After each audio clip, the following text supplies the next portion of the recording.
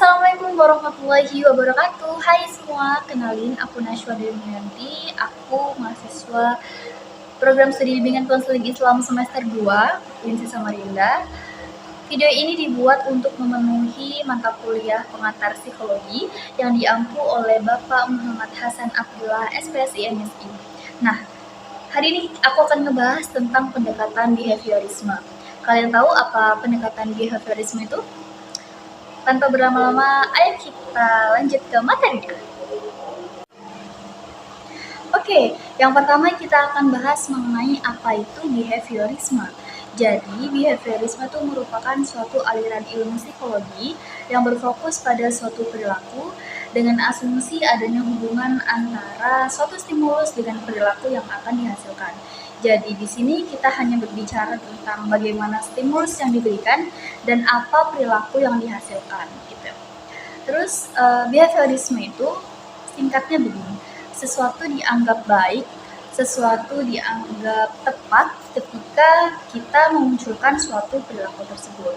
Nah, behaviorisme itu sangat erat kaitannya dengan ilmu psikologi karena di psikologi itu kita belajar tentang ketidaksadaran, tentang perilaku, tentang sikap, tentang apa yang kita pikirkan, dan lain sebagainya. Terus behaviorisme itu merupakan juga satu-satunya teori yang ternyata bisa mengubah pola perilaku kita. Yang dilihat itu sebenarnya respon seperti apa yang dihasilkan dengan stimulus-stimulus yang diberikan, dan lain sebagainya.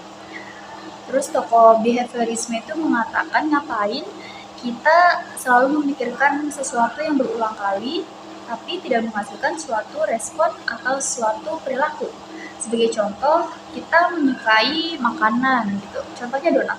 Kita suka donat strawberry, kita suka donat coklat, keju, dan lain sebagainya.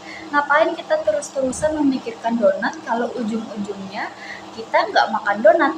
Gitu kata teori tokoh-tokoh behaviorisme. Oke, sekarang kita bahas tentang tokoh-tokoh behaviorisme.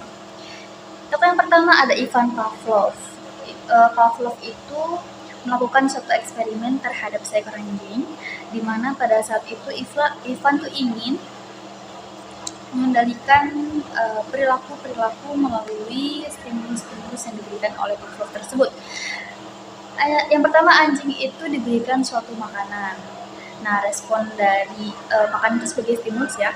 Respon dari anjingnya tuh mengeluarkan air liur. Biasa ya, anjing ketika diberi makanan mengeluarkan air liur.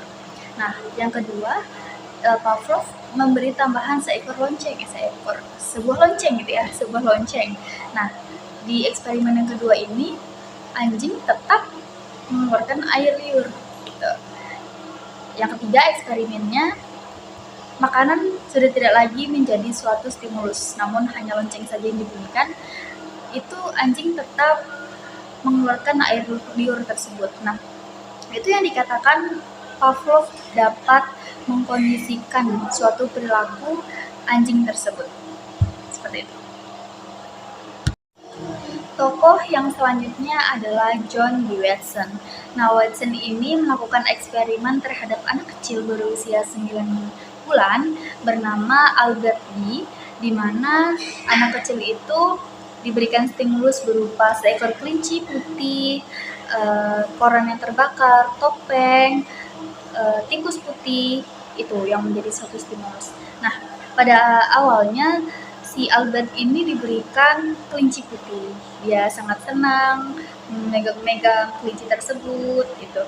Namun lama-kelamaan Watson ini memberikan satu lonceng atau bunyi yang keras sehingga respon dari Albert awalnya itu adalah kaget.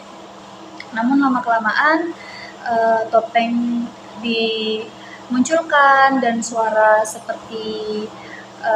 keras seperti itu dimunculkan. Itu membuat rasa kagetnya berubah menjadi rasa takut, sehingga pada saat Albert menemukan atau melihat kelinci putih itu menjadi takut gitu.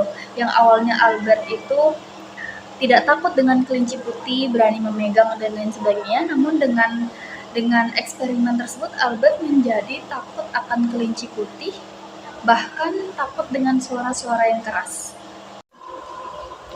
Oke, selanjutnya kita masuk di ciri-ciri teori behaviorisme. Yang pertama ada bersifat mekanistik.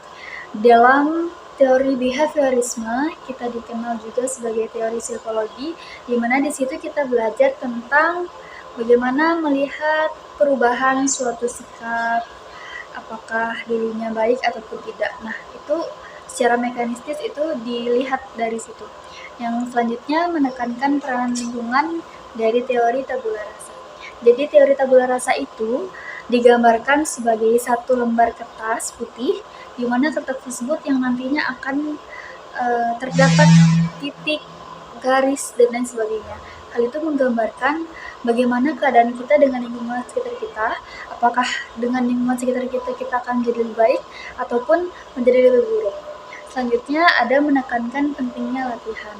Nah, semakin lama kita berlatih, semakin lama kita berlatih perilaku tersebut, maka nantinya juga kita akan terbiasa dengan perilaku tersebut. Yang terakhir ada mementingkan mekanisme hasil belajar. Mungkin itu saja yang bisa saya sampaikan. Mohon maaf atas segala kekurangan. Sekian dari saya. Wabillahi taufiq wal hidayah. Wassalamualaikum warahmatullahi wabarakatuh.